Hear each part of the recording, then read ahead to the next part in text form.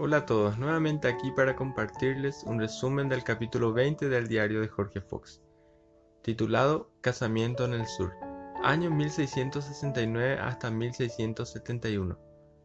Por fin Jorge Fox se casó, y a los 45 años de edad. Escuchen los detalles del por qué demoró tanto para tomar este paso al altar. Se puede notar por los detalles que Fox fue muy meticuloso, con varias posibilidades que eventualmente se podrían dar tras su boda. Presten atención para enterarse de cuánto tiempo estuvieron de luna de miel. Entre paréntesis, al leer el testimonio de Margarita Fell entendí mucho mejor algunas dudas que tuve sobre la relación de ambos.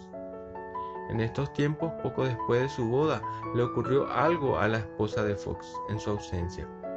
Luego también por esas épocas, una vez más le llevaron preso a Jorge, y en las calles la manifestación de las personas que observaban lo ocurrido fue muy notoria. Lo mismo el actuar del alcalde.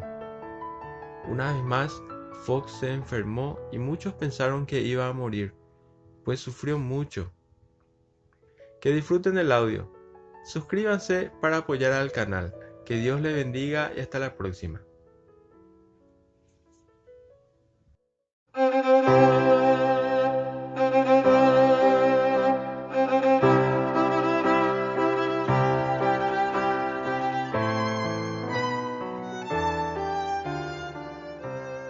Capítulo 20.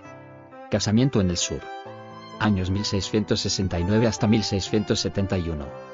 Hacía ya bastante tiempo que comprendiera que era voluntad del Señor que tomase por esposa a Margarita Fell, y cuando por vez primera lo dije a Margarita, sintió ella la respuesta debida viniendo del Señor.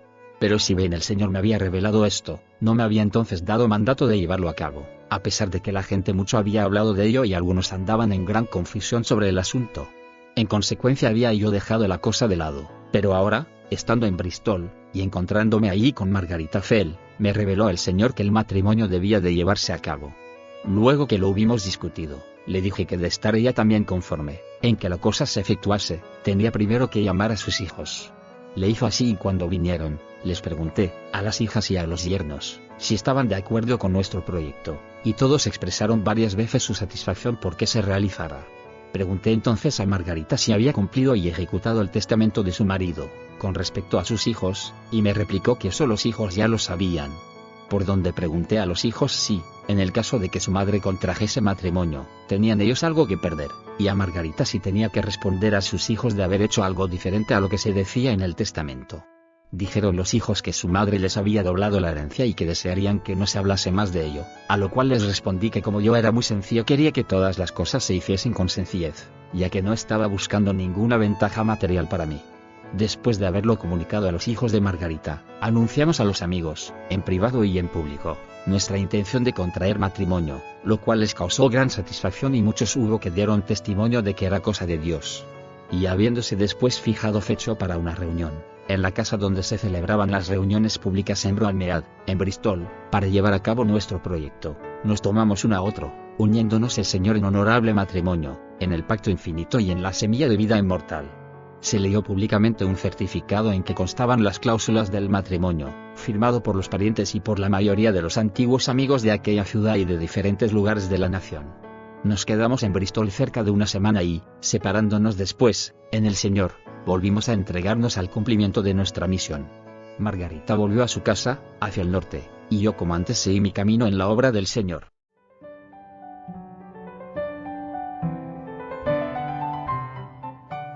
Luego que en Londres hube visitado a los amigos, viendo que todo ahí estaba en calma y bien, el poder del Señor sobre todos, decidí ir a Leicestershire y, con esta intención, escribí a mi mujer comunicándole mi proyecto y diciéndole que de serle conveniente podría encontrarse allí conmigo.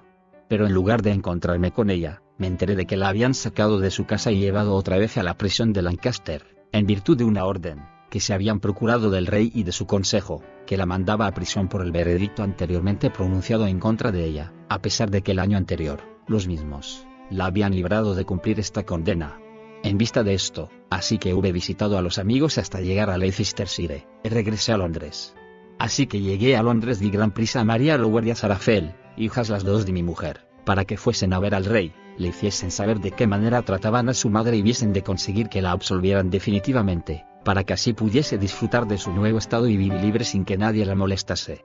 Conseguir esto era bastante difícil, pero, insistiendo con diligencia, por último lo alcanzaron, dando el rey orden a uno llamado Sir Juan Otway de que en una carta, dirigida al alguacil y a demás personas de la región a quienes pudiera concernir, les diera cuenta de cuál era su voluntad, y Sarah Fell, que con sus hermanos los Rose se dirigía a Lancaster, llevó la carta dándole yo también una carta mía para mi mujer, que decía de esta manera: Corazón querido, en la verdad y en la vida, que nunca varía, creí conveniente que María Lower y Sarah fueran a ver al rey para hablarle de tu encarcelamiento, y también a Kirby, que así el poder del Señor se apareciese sobre todos ellos en bien de tu libertad.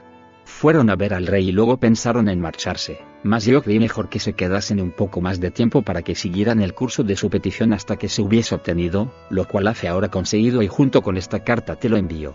Mi última declaración ha sido de gran utilidad, habiendo dado satisfacción a todos en general. Sin más que decirte, sino que recibas mi amor en la Santa Semilla. Jorge Fox.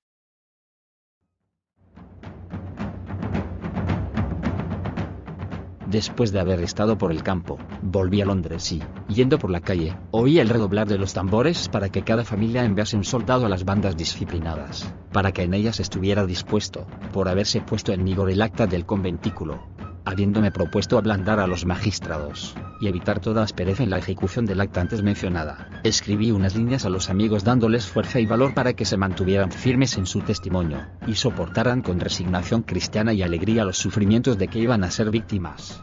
De modo que así les dije en la siguiente epístola: Mis queridos amigos, manteneos en la fe de Dios, por encima de todas las cosas externas, y en su poder, que sobre todos os ha dado dominio. El mismo poder de Dios continúa como siempre para dároslo como antes, ya que Dios y su poder son siempre los mismos. Su semilla está por encima de todos y es antes que todos, y lo será cuando aquello que es causa del sufrimiento haya desaparecido. De modo que conservad la fe en aquello que nunca cambia, porque todo cuanto hagan en contra de la verdad, encima ha de caerles y como rueda de molino ha de darles en la cabeza. Si es voluntad del Señor que se os ponga a prueba, abandonadlo todo y pensad en el Señor y en su poder, que está por encima del mundo entero y permanecerá cuando el mundo haya desaparecido.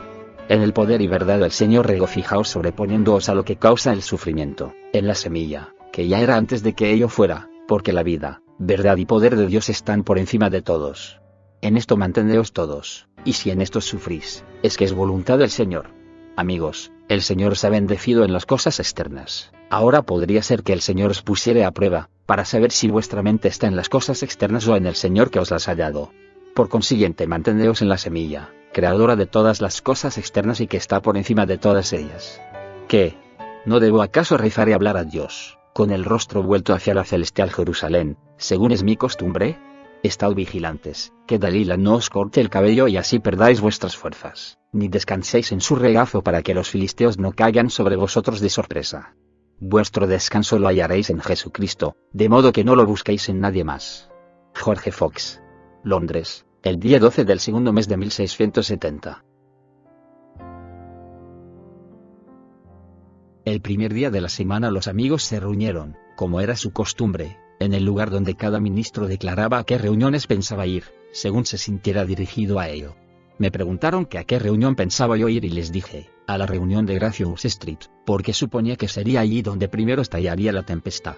Cuando llegué, encontré la calle llena de gente y los guardias en la puerta para impedir que los amigos entrasen en la casa donde se reunían. Fui entonces a entrar por la puerta que da a Lombard Street y ahí también me encontré con los guardias. Pero el patio estaba lleno de gente y un amigo estaba hablando. No habló por mucho tiempo, y cuando hubo concluido, yo me puse en pie y me sentí dirigido a decir: Saulo, Saulo, ¿por qué me persigues? Dura cosa te es dar coces contra el aguijón. Y luego les demostré que era el espíritu de Saulo el que todavía perseguía, y que aquellos que perseguían a Cristo, en sus miembros, en los cuales él se había manifestado, daban coces contra el aguijón. Luego que hube hablado un rato en este sentido, vino un oficial, con una fila de mosqueteros y, mientras me hacían bajar a empellones, dije: benditos sean los pacificadores. El comandante me puso entre los soldados y los encomendó a que me tuviesen en seguridad, mientras me decía: vos sois el que estaba buscando. Mientras íbamos por las calles, la gente les gritó: cuida bien de él, que es como un príncipe. Cuando llegamos a casa del alcalde, nos hicieron pasar a la habitación donde estaba y me llevaron ante su mesa, y, quitándome los oficiales el sombrero, el alcalde me dijo en tono afable: «Señor Fox, vos que sois un hombre eminente, entre los que profesan vuestras ideas, ¿querríais por favor intervenir para disuadirlos de que celebren tan numerosas reuniones? Porque si Cristo prometió que donde se reunieran 2 o 3 en su nombre, ahí estaría Él en medio de ellos, puesto que el rey y el parlamento tienen a bien permitir que se reúnan hasta 4 para adorar a Dios. ¿Por qué no participáis de la promesa de Dios, a 2 o 3 que se reunieren, y de la indulgencia del rey que permite que sean hasta 4? Le pedí que considerase si esta acta nos hubiera referido a Cristo, con sus 12 apóstoles y 70 discípulos, de haber estado en vigor en su época, los cuales acostumbraban a reunirse muchas veces y en grandes números. Sin embargo, le dije que esta acta no nos concernía, porque se refería a las reuniones sediciosas de los que bajo la capa de la religión tramaban insurrecciones, como, según decía el acta, últimamente se había comprobado, pero que nosotros habíamos sido ya lo bastante juzgados y puestos a prueba, demostrándose siempre que éramos gente de paz, por donde hacía el bien en establecer la justa diferencia que hay del culpable al inocente.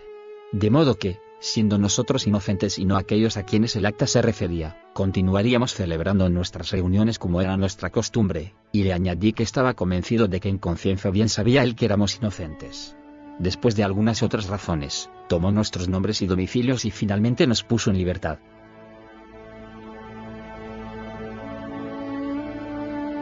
Cuando estuvimos libres, los amigos que estaban conmigo me preguntaron que a dónde quería ir, y les dije: a la reunión de Gracchus Street, si no se ha terminado ya.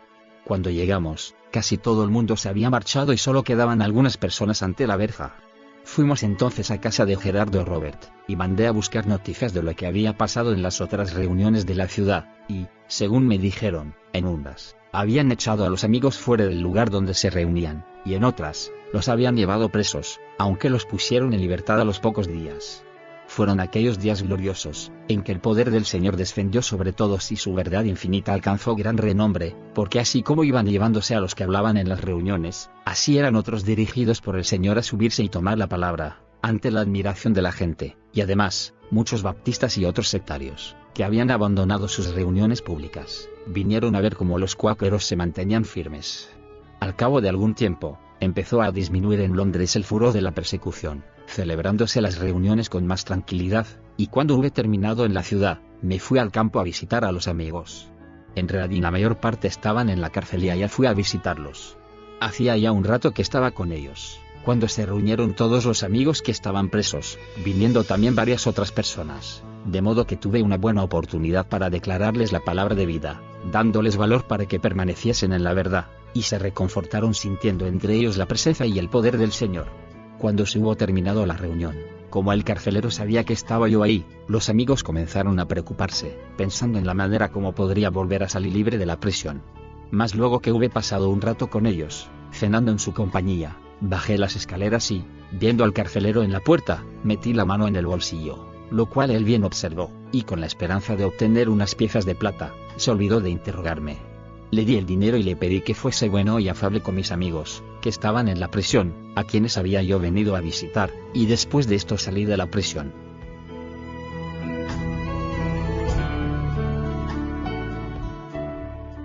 Seguimos camino de Rochester y, deteniéndome en la jornada, iba paseando por la ladera de una montaña cuando sentí que un gran peso oprimía mi espíritu.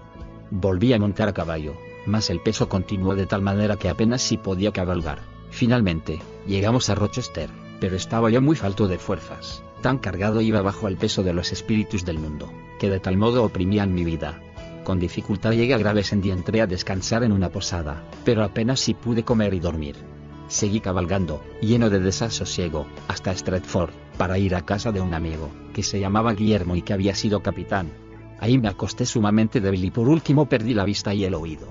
Varios amigos de Londres vinieron a verme y les dije que tenía yo que ser la señal, para aquellos que no querían ver y los que no querían oír la verdad. En tal estado estuve por bastante tiempo, viniendo a verme mucha gente, y, a pesar de que no podía ver sus personas, sentía y distinguía sus espíritus, si eran de honesto corazón o no lo eran.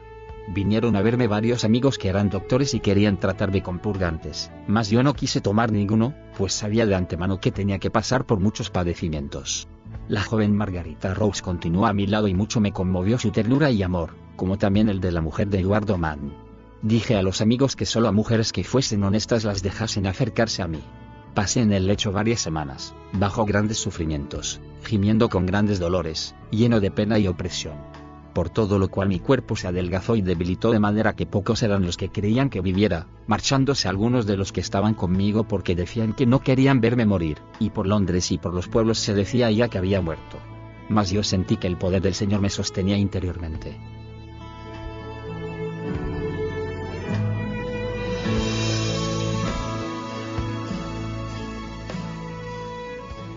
Cuando los que me asistían no dudaba ya de que me moría, les dije que se procurasen un coche y que me llevasen a casa de Gerardo Robert, que estaba como a unas 12 millas, porque sentía que allá era a donde tenía que ir. Perdí luego mis ropas, lo cual aún les causó más temor y perplejidad, en cuanto a mi estado, porque parece ser que es costumbre en todo el mundo pedir que les cambien de ropa poco antes de irse para siempre. Y entonces dijeron que tenía ya todos los síntomas de la muerte, perdiendo todas las esperanzas, con la excepción de 2 o 3. Trataron de engañarme en lo de la ropa, con diversas excusas, pero dándome cuenta de ello, les dije que decían mentira, hasta que al fin me trajeron mis ropas y todas mis cosas y me las pusieron. Hablé a los dueños de la casa y vislumbré rápidamente a la mujer de Eduardo Mann sacando mis ropas y le dije que hacía bien, y sentí que el poder del Señor era sobre todos. Bajé un par de peldaños para ir hasta el coche y cuando llegué pareció como si fuese a desplomarme, de tan débil y exhausto como estaba. Subí al coche con algunos amigos y mientras rodaba podía distinguir la gente y los campos, siendo eso todo lo que podía ver. Después de haber pasado cerca de 3 semanas en casa de Gerardo Robert, sentí que tenía que ir a Enfield. Los amigos temían que me trasladase del lugar, mas les dije que podía hacerlo con toda seguridad. Fui a casa de la viuda Dri y allí pasé todo el invierno, guerreando con los malos espíritus del mundo, sin poder soportar el olor de la carne cruda.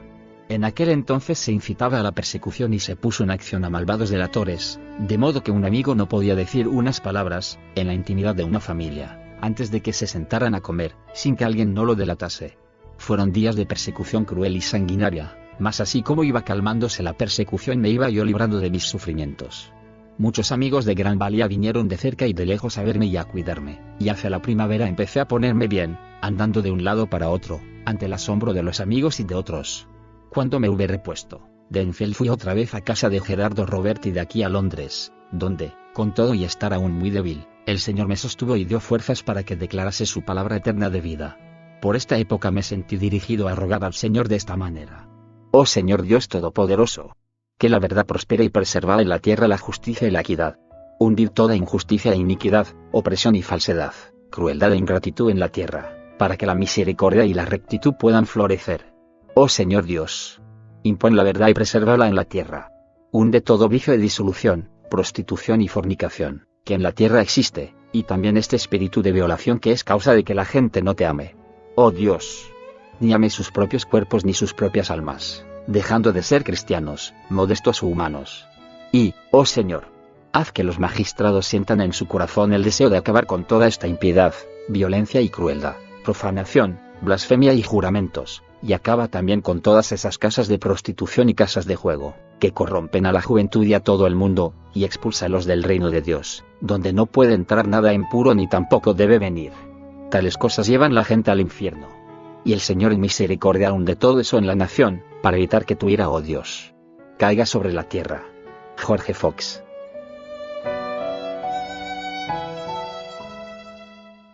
Esta oración fue escrita de noche, el día 17 del segundo mes de 1671. Y mientras estaba pasando dolores y sufrimientos, tuve una visión de que iba paseando por el campo en compañía de muchos amigos. Y les pedí que hiciesen un agujero en la tierra. Y lo hicieron, y yo descendí. Y había ahí, bajo tierra, rocas y piedras, una gran bóveda llena de gente. Entonces les pedí que abriesen la tierra para que todos pudiesen salir, y así lo hicieron. Y todos salieron a gozar de la libertad, y era un sitio muy grande. Y cuando terminaron, salí y les pedí que volviesen a ahondar en la tierra. Lo hicieron y había otra gran bóveda llena de gente. Y les pedí que abriesen un agujero para que la gente saliese y así lo hicieron. Y yo volví a salir y les pedí que volviesen a ahondar en la tierra. Y los amigos me dijeron: Jorge, tú lo encuentras todo. Y volvieron a ahondar y yo descendí y entré en la bóveda. Y allí estaba sentada una mujer vestida de blanco mirando al tiempo como iba pasando. Y una mujer me siguió al descender en la bóveda, en cuya bóveda estaba el tesoro. Y la mujer puso su mano sobre el tesoro, que estaba en mi mano izquierda, y el tiempo corría deprisa. Mas yo puse mi mano sobre ella y le dije, no toques al tesoro. Y entonces el tiempo no corría tan rápidamente.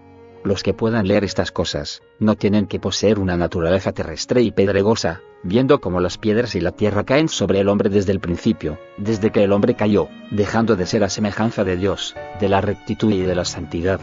Mucho podría hablar de todo esto, mas dejo que el ojo del lector certero, vea y lea.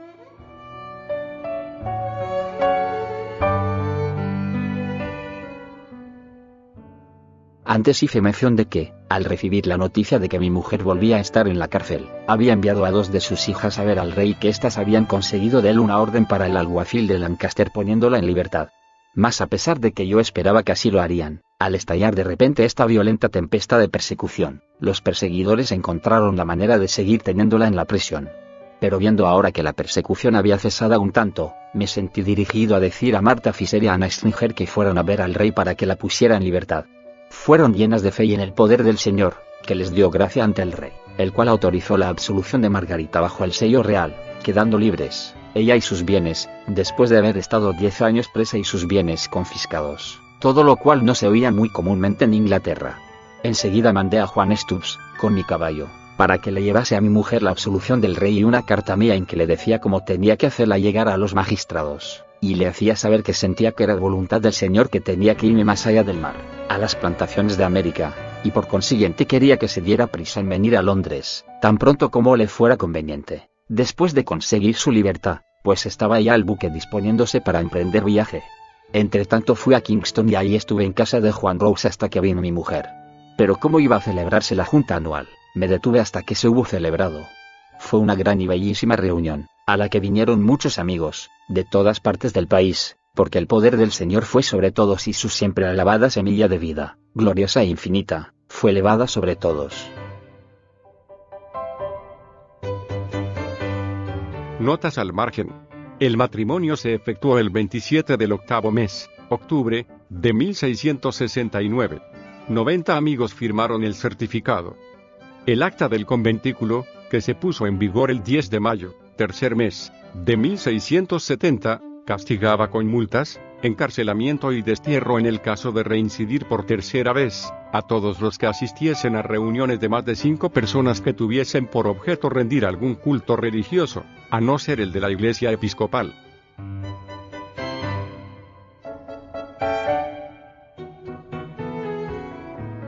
Si fue de bendición para ti este audio, dale me gusta y suscríbete al canal, luego comparte con otros que también desean ser edificados aprendiendo de las obras y consejos de estos siervos que tanto Dios utilizó.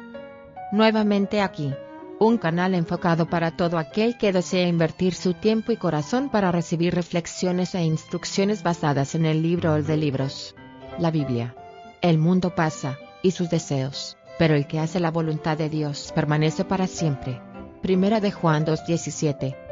Así que, primero busquen el reino de Dios y su justicia, y Dios les dará todo lo que necesitan. Mateo 6:33. No vivan según el modelo de este mundo. Mejor dejen que Dios transforme su vida con una nueva manera de pensar.